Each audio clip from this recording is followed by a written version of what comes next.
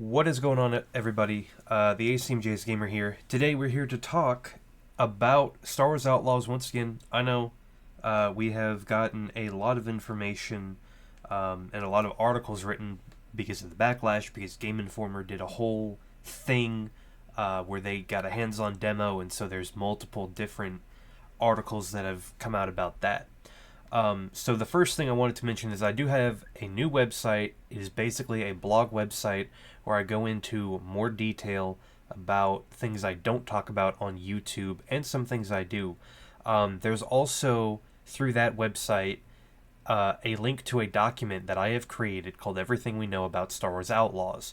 And it has everything, including references to different articles about what we know so far, as well as other pieces that I don't really talk about on the channel, or I have in the past, and I just want it to be up there.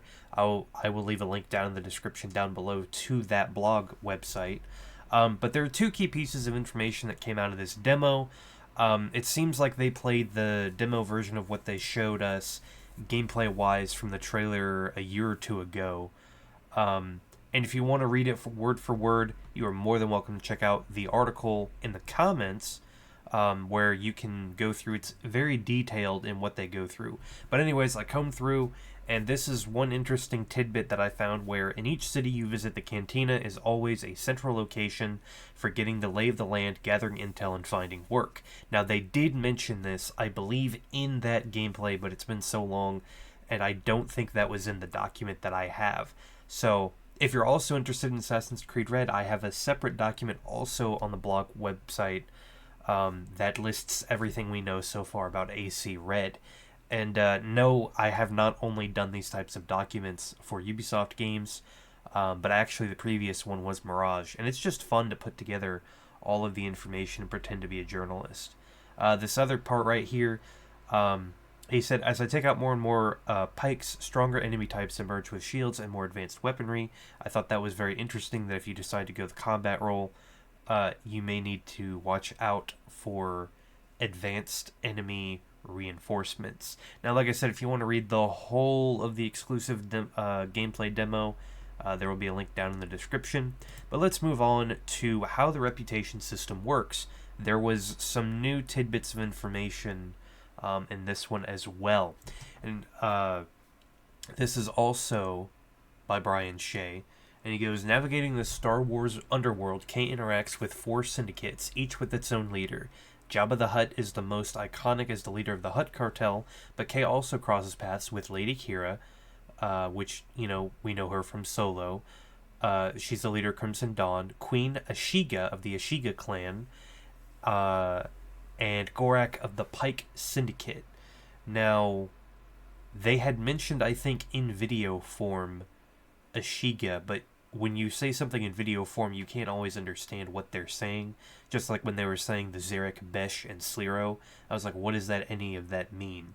But there you go. There's our four factions and their leaders that we'll be interacting with.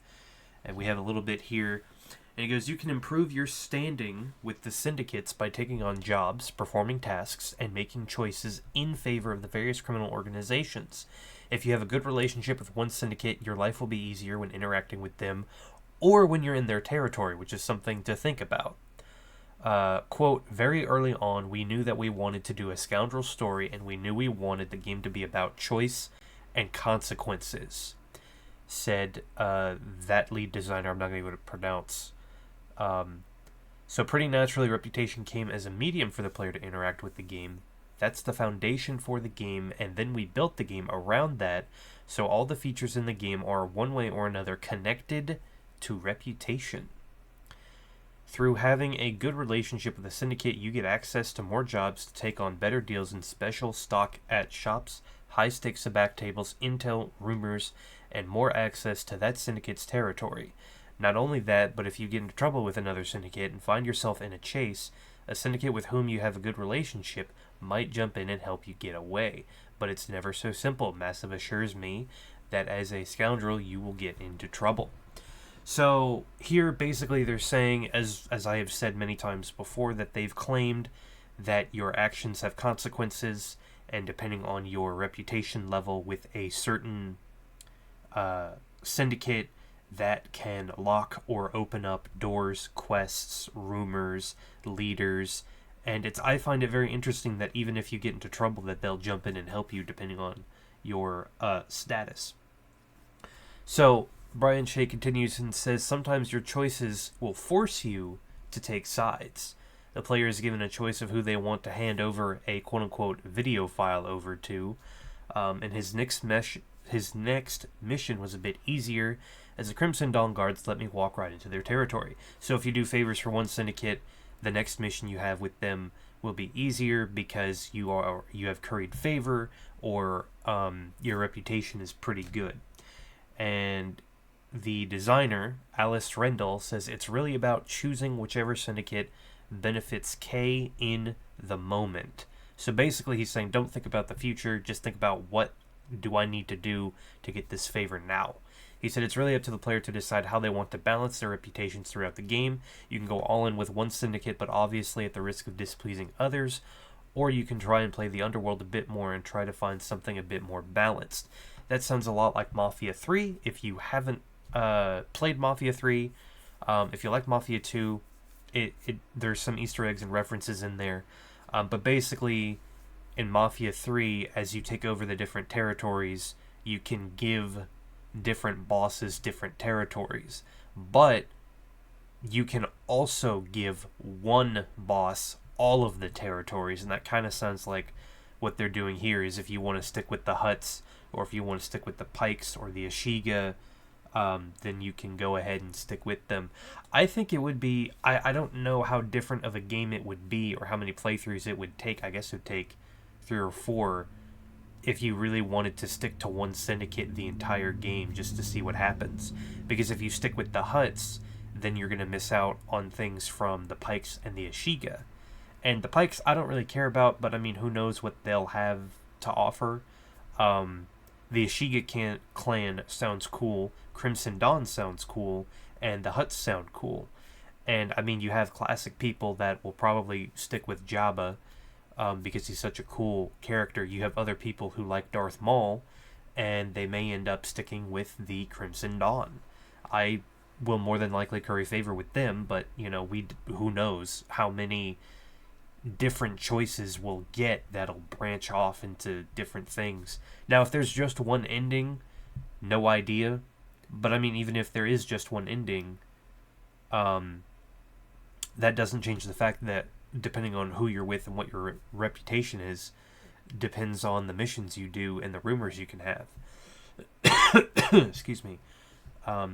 So, reputations are designed to ebb and flow. Your reputation with a syndicate can take a hit from making a decision against the syndicate or through your actions. For example, if you go into a part of a syndicate territory where you're not supposed to be and you get spotted, K's reputation will take a hit. If you're spotted on a security camera or you raise an alarm, your reputation also takes a hit, which I also found very interesting. So he said you're not entirely cut off from any factions. The way that people in the world react to K will vary depending on the reputation, but it is very transactional. These aren't friendships, so it's still very okay. Can K help you out in this moment? Also, the Galactic Empire is always basically on your ass. They're largely distracted in their relentless hunt for members of the Rebel Alliance, but if you get in their way or break their rules, they will not ignore you for long. The Empire in their hunt for you basically is counted on by your wanted level. If you break enough rules, your wanted level rises. The more wanted you are, the worse the Empire makes your life. More Imperial troops will join the hunt for you as your wanted level goes up, with the maximum level summoning elite enemies to hunt you down. You can try to hide to decrease your wanted level, but the higher your wanted level, the longer it takes the Empire to call off the search. This sounds like Assassin's Creed Black Flag. The more ships you attack, the more higher elite enemies will come and try to attack you and take you out. He said you can also meet with corrupt Imperial officials who might take a bribe or, in the worst case scenario, participate in a challenging in-world event at the maximum wanted level to get the Empire off your back. Now that's very interesting. I know some people that with like Red Dead got like the highest bounty on them, and they kept it that way through the entire game, and it made some very interesting gameplay story choices. So the fact that you can do this where an officer might say, hey, I'm sorry, and then everybody's after you, that sounds cool. Um, when Brian Shea asked creative director Julian Garrity if there's a way to max out all syndicate reputations, he said, not that I've been able to find. So it's very interesting that in one playthrough you can't max out every reputation.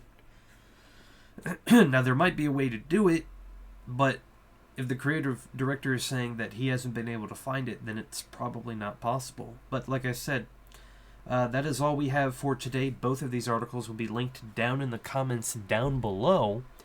And all of this information can be found on my blog, where I have everything we know about Star Wars Outlaws.